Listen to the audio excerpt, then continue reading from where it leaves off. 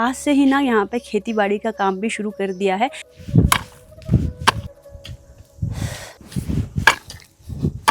तो ये देखो किस तरह से लाल लाल सेब आ गए भी, देखो पीछे से इसकी बेल यहाँ पहुँच गई है। बहुत ही जल्द इनका तोड़ान भी होगा और आप तक मार्केट में जरूर पहुँच जाएंगे। ये है तिल का बीज, यही हम यहाँ पे तो हो जाता है क्योंकि बहुत टाइम से मैंने भी खेतों में काम नहीं किया है। क्या लगता है बस का कि नहीं है बस का? आएगी नई लाड़ी पहले चीज जी। Thank you thank you.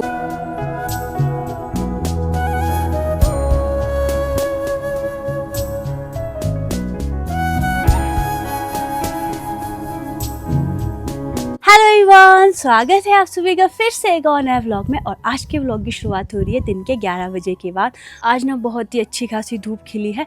इतने दिनों से मौसम गुमसुम सा था, कभी बारिश हो रही थी कभी बादलों वाला था, लेकिन आज अच्छी खासी धूप खिली है। और आज के दिन का पहाड़ों का मौसम कुछ इस तरह का है। ऊपर पहाड़ियों पर तो बादल लगे हैं और बहुत ही सुंदर सुंदर नज़ारे आ रहे हैं। सामने ही हमारे गाँव का पीपल का पेड़ दिखाई दे रहा है। पिछले कल ना राहुल और रूबीना गए थे, यहाँ पे हमारा सेब का बगीचा है, वहाँ गए हैं राहुल और रूबी दोनों। और साथ में घर पे अभी मैं अकेले हूँ। और आज से ही ना यहाँ पे खेती बाड़ी का काम भी शुरू कर दिया है। आज मम्मी पापा और एक उनके साथ और नेपाली भाई गए हैं खेत में तिल की बिजाई करने। और मेरी ड्यूटी लगाई है मम्मी ने लंच तैयार करने की। थोड़ी देर में वो लोग आने वाले हैं लंच करने, तो मैं भी लंच तैयार करती हूँ। और इतने दिनों से जो मैं पिंपल आपको अपने नाक पे दिखा रही थी, आज इसने अपना विकराल रूप ले लिया है। देखो बिल्कुल लाल हुआ है यहाँ पे और इस पर दर्द भी हो रही है। तो इसने भी बहुत दुखी कर दिया है मुझे। तो चलिए फिलहाल अभी लंच बनाते हैं और उसके बाद देखते हैं वो कब जैसे लंच करने आते हैं। अपनी ओर से लंच जल्दी बना के रख देते हैं। और आज के ही दिन नागाधार से पिताजी, बड़े मम्मी, राहुल, रूबी ये लोग भी वापस आ जाएंगे शाम के टाइम।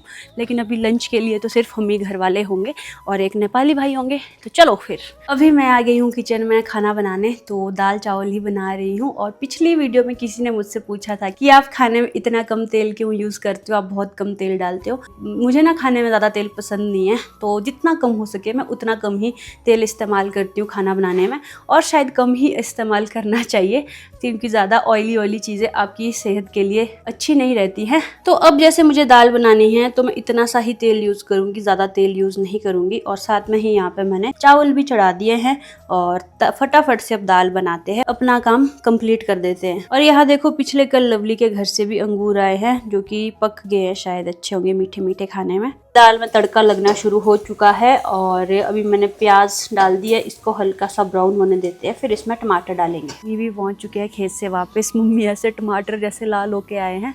तो इतनी तेज़ धूप पड़ी है तो कैसे नहीं होंगे यार। फिर भी मतलब इस एज में इतना काम कर रहे हैं, ये भी बहुत बड़ी बात है।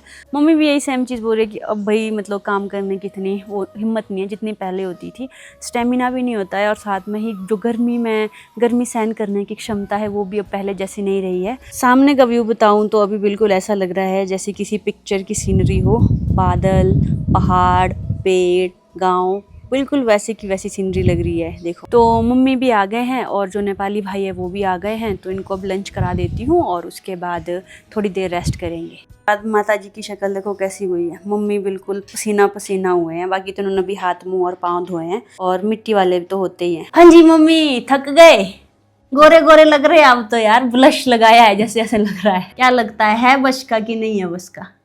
है करेंगे आराम आराम से, आराम आराम से करेंगे। तो वैसे तो मम्मी बहुत थक गए, अब आदत नहीं ना रही ऐसे काम की। धूप कैसी है आज? खूब धूप है। चलो ठंडा पानी पियो। और मम्मी के हाल देखो। तो अभी हम भैया को खाना खिला रहे हैं। मम्मी बोल रहे हैं हम लोग बाद में खाएंगे, पहले उनको खाना खिलाते हैं, फिर पापा भी आएंगे उतने में, फिर सारे साथ में ही लंच करेंगे। मैं भी आऊँ नीचे? ठीक है बाद में चलूँगी मैं, अभी नहीं बाद में, जैसे लंच के बाद। चलो देखते हैं, अगर मेरा भी मन किया तो मैं भी जाऊंगी खेत, थोड़ा दूर है यहाँ से नीचे को। कि गर्मी है यार इस टाइम पे, शाम के टाइम जा सकती हूँ। शाम के टाइम ठंड होता है। हाँ शाम के टाइम मौसम थोड़ा ठंडा होता है। लंच में है दाल चावल और घी और साथ में ही थोड़ी सी प्याज। तो लंच के बाद हम सब ने थोड़ा बहुत रेस्ट किया। फिर 3-1 बजे जो हमारे नेपाली भाई है वो चले गए थे खेत और अभी 4 बज रहे हैं। अभी मैं भी जा रही हूँ उनको पानी लेके, फिर मम्मी और पापा भी बाद में आएंगे। तो अभी चलते हैं खेत की ओर। मैं बहुत दिनों बाद आज खेत जा रही हूँ। और दिन के टाइम देखो एक पक्षी आया है यहाँ पे, ये कबूतर का भाई, इसको हम बोलते हैं घुघुती। तो मेरे अभी जाने का रीज़न ये है, मुझे पानी भी ले जाना है उनके लिए। और धूप बहुत तेज़ पड़ी है, वही क्या तेज़ धूप लगी है। और ऐसी धूप में काम करना बहुत मुश्किल का काम होता है। डिहाइड्रेशन हो जाती है बॉडी में।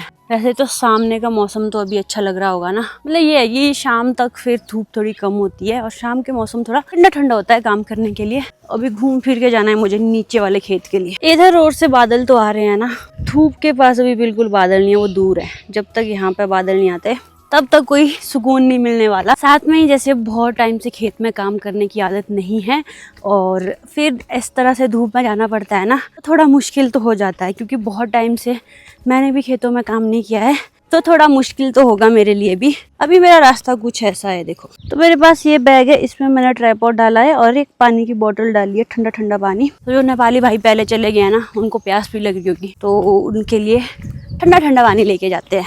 और अब मैं पहुंचने वाली हूँ अपने खेत में, तो पहुंच चुकी हूँ अभी खेत के पास। और यहाँ पे चला है खोदने का काम। देखो यहाँ से सुबह शुरू किया होगा और इधर को खुदाई हो गई है और यहाँ पे इस तरह से खुदाई का काम चला है। तो भैया यहाँ पे खुदाई कर रहे थे और पानी भी लाया है इनके लिए।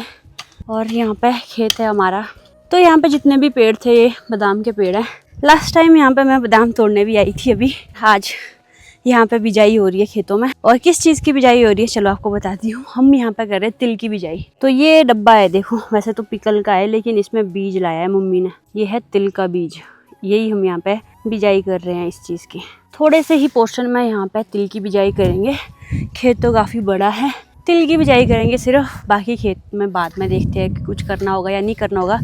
इस वाले खेत में सिर्फ आज के दिन ही इतने से पोर्शन में, यहाँ तक इतने में ही तिल की बिजाई करनी है। सुबह के टाइम पे यहाँ पे ना मम्मी पापा भी आए थे, तो वहाँ से खोदना शुरू किया था और इधर से यहाँ पीछे तक खुदाई कर दी है। थोड़ा सा पोर्शन रहता है, बस इतने से में ही तिल की बिजाई करेंगे और सामने वाले खेत को रहने देंगे। गर्मी बहुत है, हालत ख़राब होगी मेरी तो यहाँ पहुँचते पहुँचते ही। अभी तो थोड़ा देखती हूँ, खोदने की कोशिश भी करूँगी कि मेरे बस का कितना है कितना नहीं है। पहले तो इस खेत में सारे बादाम के पेड़ लगाए थे बड़े बड़े, और बादाम के पेड़ सूखने लग गए हैं। तो यहाँ देखो अब छोटे छोटे सेब के पौधे तैयार हो रहे हैं यहाँ पे, कुछ इस तरह के। इसमें शायद कलम पिछले साल की होगी, तो इसका प्लास्टिक निकाल दिया है और ये वाला पेड़ टिक चुका है सेब का। और खेत में ना कुछ इस तरह का खरपतवार और घास उग के आया है। जब हम इसकी खुदाई करते हैं तो इसको भी अलग करना पड़ता है साथ साथ में, जितना भी आपको हरा हरा दिख रहा है। तो खेत में आके मुझे थोड़ी देर हो गई है और तब से मैंने कुछ भी काम नहीं किया, मैं बैठी रही एक जगह। अब मुझे लग रहा है कि काम शुरू करना ही पड़ेगा। तो चलिए थोड़ी थोड़ी खुदाई हम भी शुरू करते हैं, थोड़ा सा वर्कआउट भी हो जाएगा हमारे लिए।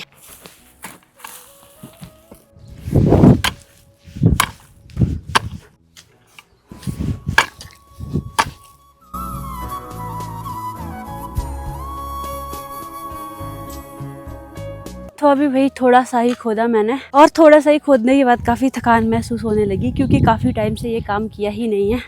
इससे पता चलता है कि अगर आप अपने कंफर्ट जोन में रहने लगते हो ना, तो चीज़ें डिफ़िकल्ट लगने लगती है। मैंने काफ़ी टाइम से फिज़िकल काम किया ही नहीं, थोड़ा थकान ज़्यादा हो रही है। थोड़ा पानी पीती हूँ, फिर ब्रेक लूँगी, फिर थोड़ा और खोदूँगी। और खोदने के बाद जो सुकून मिलता है और वर्कआउट होता है और जो ग्लो आता है वो अलग होता है। बढ़िया लगा आपको नेपाल के लिए आपका नया प्रधानमंत्री? बढ़िया है ना? हाँ, सबको ठीक करेगा वो धीरे धीरे।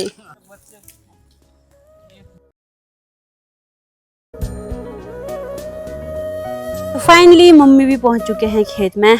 और ये वाला बादाम का पेड़ देखो बिल्कुल सूख गया है, सूखी सूखी टहनियाँ हैं, इस बार सर्दी में काटना पड़ेगा। ही मम्मी तो लग गई कद्दू की बेल ठीक करने, क्योंकि ये काफी ज्यादा फैल गया था। यहाँ पे देखो मम्मी ने हर जगह कद्दू बीजे होते हैं, हर जगह, हर खेत में। जहाँ पे हम गोबर इकट्ठा करते हैं ना, वहाँ पे।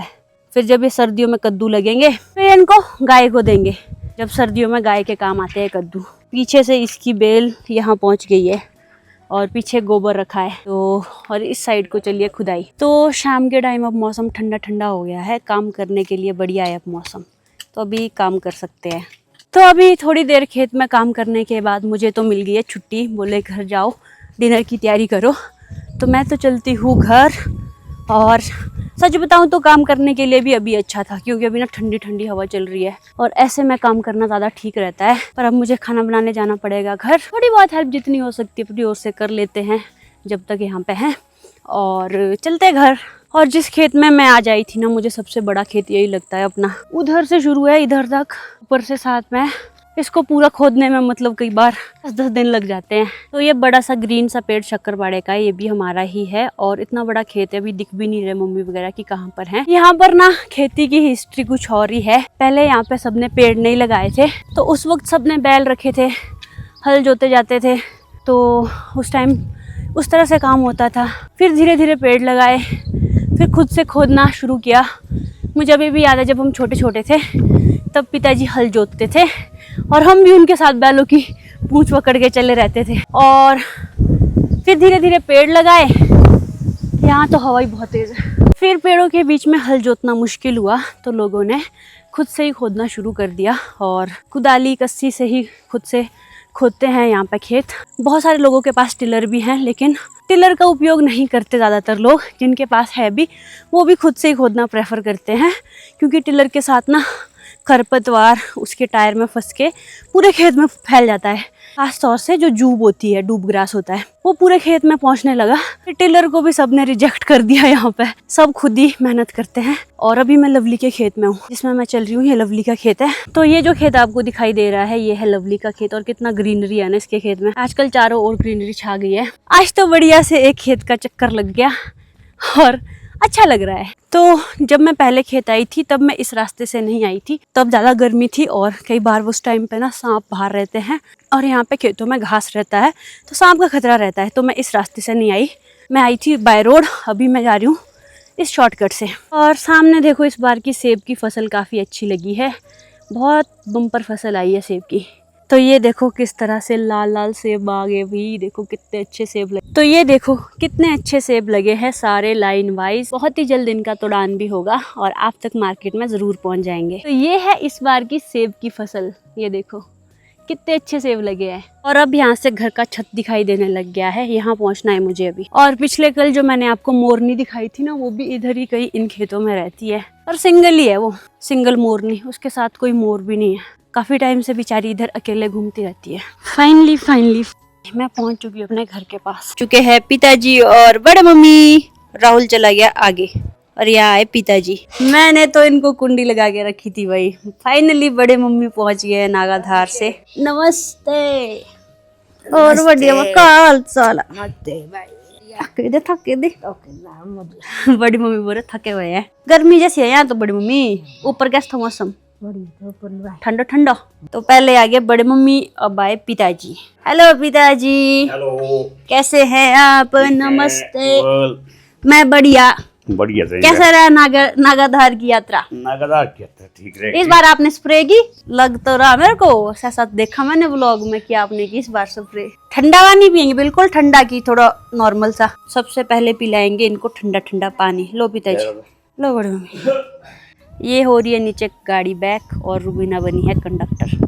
और ये गए दुकान पे क्योंकि उन्होंने मेरे लिए चीज़ ही नहीं लाई थी शायद, तब बड़ी मम्मी बोले टेढ़ा मेढ़े लेने गए। फाइनली आज हमारा पूरा परिवार घर पहुंच चुका है। और साथ में ही वो देखो सामने एक कबूतर कैसे बैठा है, ठुनक ठुनक। ये दोनों भी पहुंच ही चुके हैं जी। अच्छे से चरण स्पर्श। God bless you. आप मुझे अच्छी सी ब्लेसिंग दो। God bless you. Thank you. आप सद्बुद्धि दे भगवान।